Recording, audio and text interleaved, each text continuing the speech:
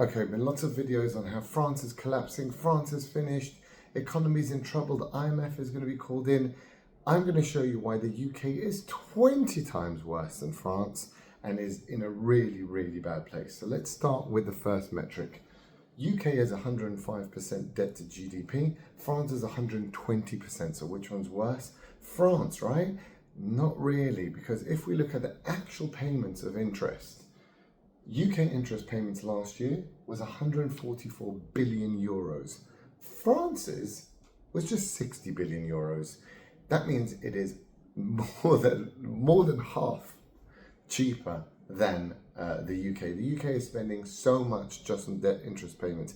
Last year, the UK borrowed 160 billion pounds and 126 billion, which is 144 billion euro, was just interest payments. So essentially, the UK is now just borrowing to pay the interest on its debt.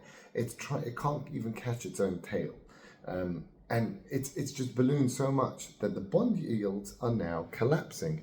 And that's why you have the UK 10-year at 4.85%, which is extremely high. And France's is just at 3.5%, which is not, Britain wishes it had that cheap rate. And the reason is that the UK has a lot of long-dated bonds. It's another point. France borrows at the short end, which is much cheaper. The average UK bond is 15 years. That's insane. That's very, very, very long. And that means you're paying not 4.85, because if the average is 15, it's more like 5%. And they're RPI linked, they're TIPS, they're basically inflation linked bonds. The UK can't pay these amounts, and that's why it's paying 144 billion. No one trusts the UK anymore. Looking at bonds, since 2020, the value of the US bonds have gone down 13%. The value of European bonds, France, has gone down 24%. The value of the UK bonds are down 40%. That is how bad it is. People don't want to touch it. It's a collapse. It's a collapse in the UK. And the final thing we've got here, and this is a shocking stat that I couldn't believe until I saw it. Everyone knows France, a lot of government spending, a lot of welfare, a lot of all this. Now, on a normal year, let's go with normal, let's go 2022. The UK government spending as a percentage of GDP is just 45%, right? In France, it is 55%, much higher. But last year, 2024, which is when Labour got in and gave huge pay rises to all the unions and all that, it has jumped to 57%. The UK's entire economy is now just the government.